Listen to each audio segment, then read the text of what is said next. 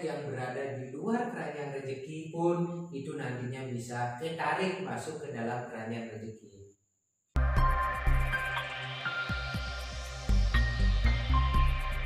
Selamat malam Bapak Ibu semua dan teman-teman sekalian, kembali berjumpa dengan kita di sini pada Focus Solution Indonesia. Dan malam hari ini tentu telah ditemani oleh Bapak Ade Swinton, yaitu the only HR practitioner who is healing expert. Dan malam hari ini kita akan membahas kembali terkait dengan meningkatkan keberuntungan. Namun di episode kali ini kita akan membahas terkait dengan bagaimana keranjang rezeki kita akan isi dengan magnet rezeki, sehingga rezeki yang kita miliki dapat kita dapatkan dengan maksimal. Tentunya hal tersebut juga dapat meningkatkan keberuntungan kita. Nah, malam hari ini telah bersama dengan Pak Made terkait dengan keranjang rezeki. Pak Made, waktu episode lalu kita sudah sampaikan bahwa keranjang rezeki tersebut kita dapat isi dengan hal-hal yang lebih positif, dimana kalau ada mendung-mendung yang berada di keranjang rezeki bisa kita hilangkan dan isi dengan segala suci. Dan topik yang menarik sekali malam hari ini Pak Made, bahwa keranjang rezeki tersebut dapat kita isi ataupun dapat sebagai magnet. Nah, mungkin kita ingin menanyakan apa sih sebetulnya magnet bagi keranjang rezeki kita, Pak Made? Oke, baik. Selamat berjumpa kembali dengan saya Ade Swinton. Saya senang sekali bisa ngobrol dengan Anda semua, termasuk juga dengan Anda. Tentunya Anda semuanya dalam keadaan sehat, dalam keadaan berkecukupan, termasuk juga dalam kondisi yang berbahagia. Jadi yang sebelumnya kita sudah ngobrol bagaimana kita membersihkan keranjang rezeki itu kan, Ya. membersihkan, terus bila perlu kita menambal dengan berbagai cara, ya. Nah, kali ini saya akan berbagi kepada Anda semua, ya. Tadi keranjang ini kan sudah bersih nih, ya, sudah tempel. Sekarang gimana caranya supaya keranjang rezeki ini menjadi magnet rezeki bagi kita, gitu ya. Saya dulu pernah diberikan cerita oleh kakek saya yang pada kesimpulannya itu disebut dengan cupu manik hasil gine. Ya, cupu itu artinya itu tempat. Nah, tempat dalam artian di sini kalau saya kaitkan dengan pembahasan kita sebelumnya itu adalah keranjang rezeki kita. Itu sebagai cupu. Manik itu artinya bisa kita isi dengan sesuatu intisari atau hasil, ya, atau bisa juga saya artikan itu sebagai satu embrio tertentu. Itu manik, ya. Haste artinya itu adalah tangan. Gine adalah artinya adalah karya. Jadi supaya, ya, wadah kita ini, keranjang rezeki ini bisa terisi dengan baik, maka mau tidak mau kita harus melakukannya dengan cara berkarya melalui kegiatan secara efektif, gitu, ya. Dan intinya adalah tidak ada satu rezeki jatuh dari langit, gitu. Semuanya itu memerlukan satu proses bagi kita. Nah, supaya dalam berproses ini menjadi lebih mudah, menemukan jalan-jalan secara kreatif itu menjadi jauh lebih mudah, termasuk juga apa yang kita inginkan itu bisa kita capai dengan lebih cepat. Nah, ini yang saya maksudkan, bagaimana kita menjadikan keranjang rezeki tadi sebagai magnet rezeki. Supaya apa? Supaya itu menarik rezeki dari segala arah, gitu ya. Dan ini berkali-kali juga saya pernah katakan bahwasanya seluruh alam semesta ini adalah terdiri dari energi. Kalau kita ingin menarik rezeki, maka yang pertama yang harus kita lakukan adalah dengan memberi rezeki. Kalau yang minggu yang lalu saya sudah jelaskan di sana, memberi dalam artian memberi kebaikan kepada diri kita, kebaikan kepada pekerjaan kita, kebaikan kepada orang-orang di sekitar kita, termasuk kepada orang lain dan semesta. Nah, sekarang ini untuk menjadikan keranjang rezeki kita sebagai magnet rezeki, tentunya kita pertama harus memiliki yang namanya tujuan hidup, tujuan kita dalam kehidupan apa sih? Ya. Kalau saya sudah terbiasa itu membagi menjadi 6 kristal ya. 6 kristal tujuan. Yang pertama itu adalah tujuan pribadi, yang kedua karir, yang ketiga itu keuangan, yang keempat itu keluarga, yang kelima itu sosial, dan yang keenam itu adalah spiritual. Gitu. Jadi secara pribadi misalnya apa? Meningkatkan ilmu pengetahuan, meningkatkan value, meningkatkan kemampuan, merubah kebiasaan-kebiasaan buruk menjadi kebiasaan-kebiasaan yang baik dan lain sebagainya. Itu untuk diri sendiri, ya. Atau bisa diisi dengan pencapaian satu kompetensi tertentu, silahkan. Itu untuk diri sendiri. Yang kedua, hal ini untuk apa? Untuk berkarir, supaya karir kita itu menjadi lebih baik. Jangan sampai berpikir karir itu hanya dimiliki oleh mereka yang bekerja kantoran. Bukan. Apapun yang Anda kerjakan itu adalah merupakan satu bagian dari karir dalam hidup.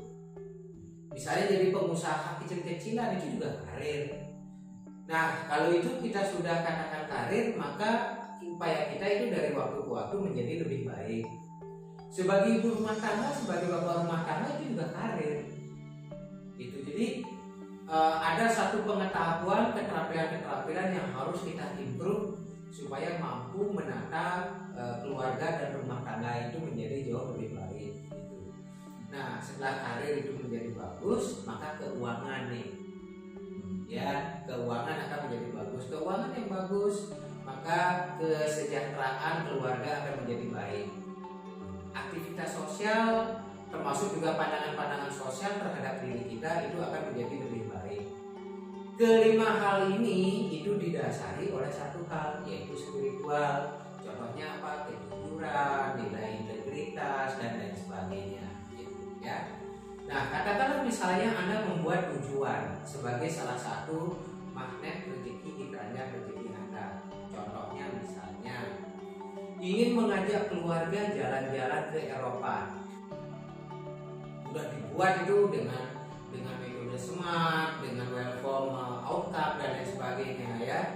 Saya mengajak istri dan anak-anak bertamasya ke ke London misalnya pada tanggal 25 Juni sampai 30 Juni 2021 misalnya. Itu tujuan jangka panjangnya. Gitu. Apakah Anda sudah pernah mengajak mereka jalan-jalan di sekeliling rumah Anda? Ya, Mungkin ada yang sudah pernah atau kalau yang belum pernah nih. Kalau yang belum pernah, berarti Anda belum pernah menempatkan magnet rezeki itu di keranjang rezeki Anda. Gitu. Baru Anda menempatkan magnet itu di luar keranjang rezeki Anda. Di luar circle-nya. Ya, di luar circle-nya itu. Gitu. Cukup sulit untuk kita bisa merealisasikannya. Maka dari itu, kalau Anda memiliki tujuan yang besar, maka buatlah tujuan yang kecil dulu. Itu. Contoh misalnya, saya memiliki tabungan 100 juta pada tanggal 31 Desember 2021. Apakah Anda sudah menyimpan uang recehan Anda? Ya, apakah dengan celengan misalnya, atau dengan dengan tas tertentu di meja laci dan lain sebagainya? Apakah Anda sudah lakukan itu? Atau misalnya menabung secara harian maupun secara mingguan di bank tertentu, sekalipun tabungannya itu hanya misalnya 5.000, 10.000. Ini merupakan satu langkah awal untuk membentuk yang namanya magnet rezeki di keranjang rezeki Anda.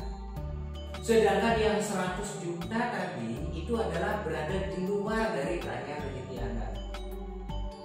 Gitu.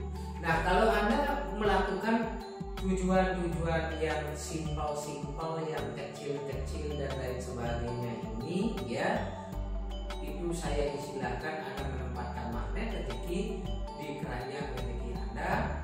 Kalau itu Anda lakukan secara terus-menerus, maka magnet yang berada di luar keranjang rezeki pun itu nantinya bisa ketarik masuk ke dalam keranjang rezeki.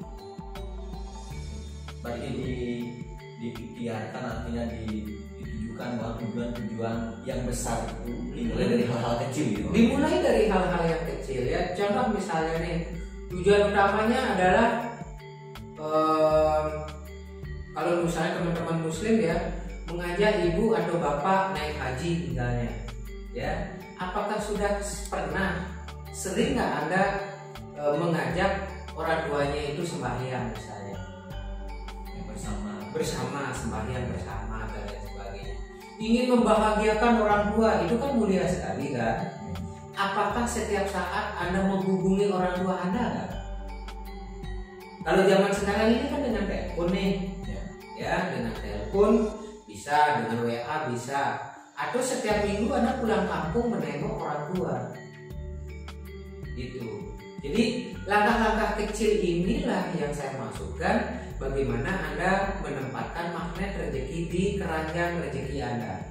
Sedangkan tujuan-tujuan besar tadi itu adalah berada di luar keranjang rezeki gitu. Nah, sekali lagi kalau Anda sudah menempatkan magnet-magnet rezeki di keranjang rezeki Anda ini, pada akhirnya juga magnet-magnet rezeki yang berada di luar keranjang itu akan ketarik masuk ke dalam keranjang itu.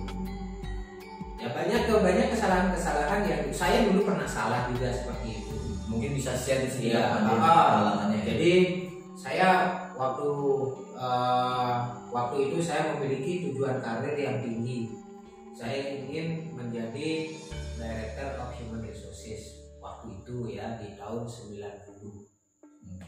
Ya, jadi waktu itu bukan Director Human Resources, saya ingin menjadi seseorang yang dihormati di perusahaan di bagian kepersonaliaan. Itu cita-cita saya. Akhirnya sekian tahun itu nggak kesampaian. Melamar, jangankan itu ada satu tes itu ya, dipanggil untuk interview pun itu tidak. Akhirnya yang saya lakukan apa? Saya melakukan langkah-langkah kecil. Ya, saya itu mengambil satu inisiatif di kantor. Waktu itu bahasa Inggris saya sangat jelek. Saya minta izin kepada pimpinan, bolehkah saya mengajar teman-teman di kantor bahasa Inggris? Oh boleh. Waktu itu saya set up waktunya setiap hari Kamis jam 4 sore sampai dengan jam 5 sore. Apa yang terjadi selama seminggu itu, saya benar-benar belajar bahasa Inggris. Tidak hanya dari sisi grammarnya, juga dari sisi vocabulary-nya.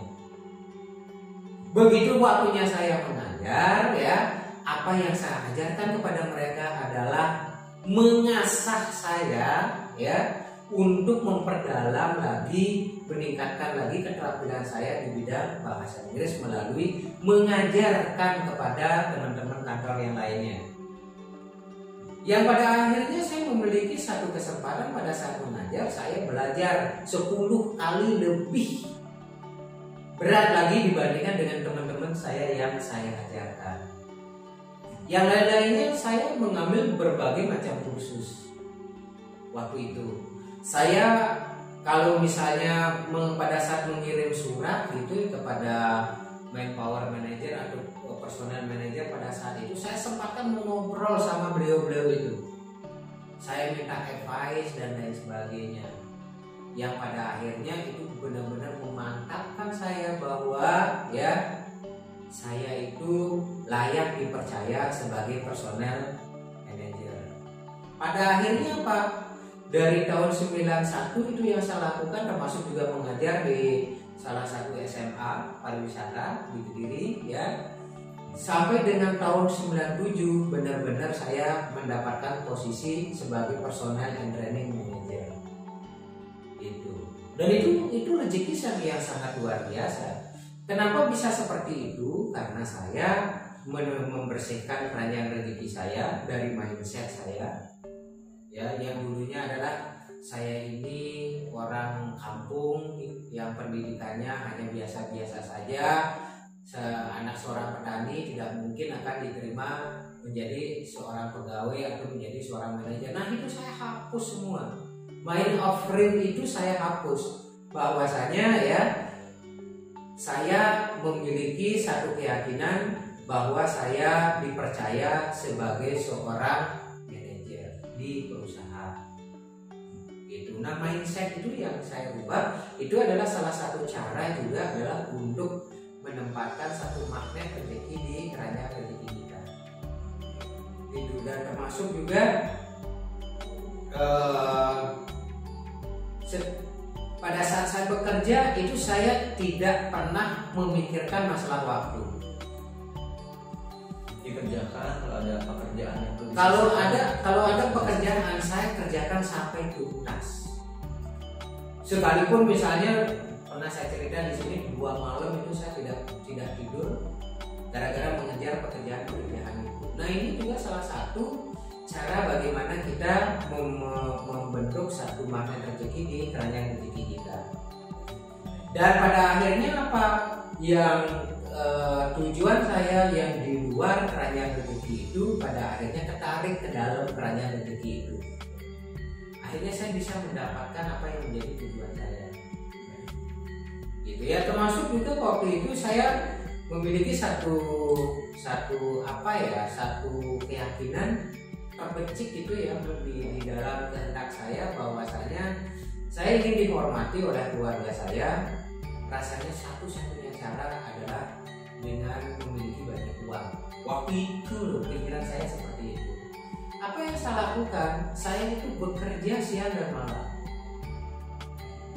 Ya. Dan kan ada satu istilah kayak begini nih ya. Bekerja sekeras-kerasnya untuk menghasilkan uang sebanyak-banyaknya sampai tetangga kita mengira bahwa kita itu memelihara tuyul. Gitu. Jadi itu saya bekerja, saya jualan telur, saya jualan sate, saya jualan alat penghancur tinja dan lain sebagainya. Itu yang saya lakukan. Termasuk juga mengajar, terus masih bekerja dan lain sebagainya, gitu aja. Yang pada akhirnya dari uang yang terkumpul sedikit itu ya, yang artinya adalah saya masukkan ke dalam keranjang rezeki. Pada akhirnya yang di luar daripada keranjang rezeki itu juga tertarik masuk dalam. Itu. Nah, Pak Made, dari cerita pengalaman Pak Made tadi kan sangat luar biasa sekali ya.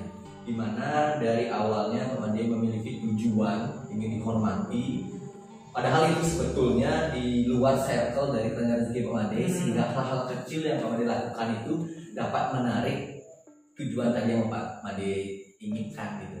Nah, yang ingin saya tanyakan Pak Made, apakah ada hal-hal ataupun tindakan kita yang nantinya yang membuat itu semakin menjauh Pak Made? Tujuannya maksudnya? Ya, tujuannya. Ada, tentunya ada. Ya seperti tadi lah contohnya misalnya nih. Katakanlah misalnya Anda ingin sehat. Ya salah satu tujuan pribadi itu ya, saya sehat, zero sick leave misalnya kalau Anda bekerja ya. Tapi Anda melakukan hal-hal yang tidak mendukung untuk terbentuknya magnet rezeki di dalam keranjang rezeki. Dengan cara apa?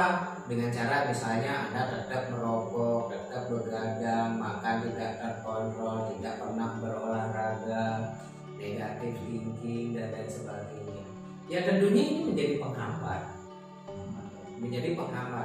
Termasuk juga yang menjadi penghambat adalah yang kita bicarakan di episode berikutnya sebelumnya. Contohnya, kita tidak memperlakukan pekerjaan kita dengan baik, kita malas di dalam pekerjaan, kita sering bolos, kita sering chatting di dalam pekerjaan dan lain sebagainya. Ya, termasuk juga menyalahgunakan kewenangan dan sebagainya, termasuk juga tidak bisa berlaku baik kepada orang lain, tidak bisa berlaku baik kepada lingkungan, tidak bisa berlaku baik kepada alam semesta. Nah, tentunya ini tidak hanya menjadi penghambat tapi menjauhkan apa yang menjadi tujuan Anda dari keranjang rezeki Anda. Itu. Apalagi misalnya Anda sampai menipu dan sebagainya gitu ya, itu sangat menjauhkan. Sangat menjauhkan. Oke, berarti ada seperti magnet, ada sisi positif, sisi negatif juga gitu. Ya. Jadi karena dalam kondisi begini itu bertentangan dengan kondisi fisika ya. Kalau fisika positif kan saling bertentangan kan. Ya. Nah, kalau dalam konsep ini yang namanya adalah esoteric energy atau subtle energy ini energi halus lah, energi alam semesta lah gitu ya. Yang negatif akan menarik yang negatif, yang positif akan menarik yang positif. Gitu.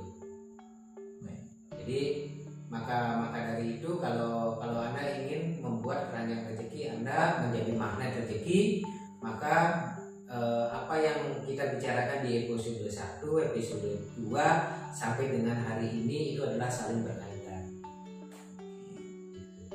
Baik, Bapak Ibu sekalian, seperti tadi disampaikan oleh Pak Mandi bahwa magnet rezeki kita itu bisa menarik hal-hal positif dan sebaliknya juga ya, bahwa bisa menarik hal-hal negatif yang kita lakukan, baik itu berasal dari diri kita sendiri ataupun dari lingkungan luar kita yang kita asumsikan akan terjadi.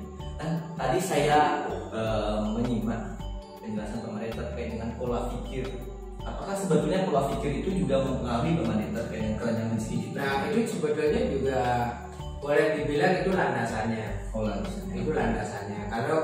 Kalau misalnya mindset Anda, pola pikir Anda itu negatif dan sebagainya ya, itu membuat landasan dari keranjang rezeki Anda itu menjadi kropos, menjadi tidak kuat. Mungkin bisa bocor lagi seperti tadi. Sangat bocor. Gitu. Bila boleh saya bilang kalau Anda negatif thinking terus, prasangka buruk terus, ngerasani orang terus gitu ya, itu kan ngerasani ya, membicarakan hal-hal negatif dari orang gitu ya, tidak pernah memberikan penghargaan atau apresiasi kepada orang lain, selalu menyalahkan dan lain sebagainya. Nah, sehingga keranjang rezeki Anda itu akan menjadi bolong-bolong. Pada akhirnya seperti keranjang padang, bolong sana bolong sini, bolong semuanya bolong ya. Sebanyak-banyaknya Anda mengisi air ya akan tumbah terus. Gitu. Baik, Bapak Ibu sekalian, sharing dari Pak Mandi juga terkait dengan pengalaman beliau seperti tadi yang disampaikan, bagaimana caranya kita untuk dapat meningkatkan keberuntungan dari hal kecil, bahwa tujuan yang ingin kita capai, tujuan besar kita itu dimulai dengan hal-hal kecil juga. Nah, Pak Mandi, mungkin tips gitu ya yang bisa diberikan kepada teman-teman untuk menghindari keranjang rezeki seperti tadi bisa bocor dan menarik hal positif. Statement terakhir di episode kali ini bisa disampaikan kepada teman-teman. Jadi gini, intinya adalah berbuat baik, hasilnya akan menjadi baik. Gitu. Dan kalau Anda mau maju, satu-satunya cara Anda dengan melangkah. Kalau diem nggak bisa masak ini Pak ya? Ya nggak bisa. Gitu loh. Jadi satu-satunya cara kalau Anda ingin maju adalah melangkah. Walaupun kita nggak tahu itu bakal hasilnya seperti apa, tapi yang tetap kita harus melangkah. Pengalaman mengajarkan, kalau Anda punya tujuan dan Anda terlalu mengharapkan tujuan itu terrealisasi, biasanya itu tidak akan jadi. Karena terlalu dianalisis oleh pikiran sadar Anda. Maka yang Anda lakukan, begitu Anda install satu tujuan, ya, yang saya sebutkan tadi di luar keranjang rezeki tadi, maka yang Anda lakukan itu adalah Anda membuat dan merealisasikan prosesnya. Begitu Anda merealisasikan prosesnya, Anda tinggal menikmati prosesnya. Contohnya apa? yang tadi ingin jalan-jalan ke Eropa, sudahkah Anda mengajak jalan-jalan istri Anda di seputaran rumah Anda? Misalnya seperti itu, ya. Ingin membahagiakan orang tua, sudahkah Anda setiap saat itu berkomunikasi dengan orang tua? Ingin mengajak orang tua sembahyang atau tirta-yatra ke India atau naik haji dan lain sebagainya, sudahkah Anda setiap hari mengajak orang tua Anda itu sembahyang bersama? Itu langkah pertama yang saya maksudkan. Jadi untuk menjadikan keranjang rezeki Anda itu menjadi magnet rezeki. Oke. Baik Bapak Ibu dan teman-teman sekalian, itu tadi tips dan juga pesan dari Pak Made terkait dengan bagaimana cara kita untuk membuat keranjang rezeki kita sebagai magnet rezeki ya. Dan Bapak Ibu jika ingin menanyakan lebih lanjut terkait dengan bagaimana cara kita untuk meningkatkan keuntungan, bagaimana cara kita untuk membuat keranjang rezeki kita menjadi bersih dan baik, dan menjadikan keranjang rezeki tersebut memiliki magnet rezeki untuk kita, bisa langsung menghubungi kita di hubung 081 327 147 747 atau bisa langsung mention di Instagram dan juga Facebook kita di Focus Solution Indonesia. Baik, terima kasih Pak Made. Kita akhiri untuk malam hari ini dan selamat malam. Selamat.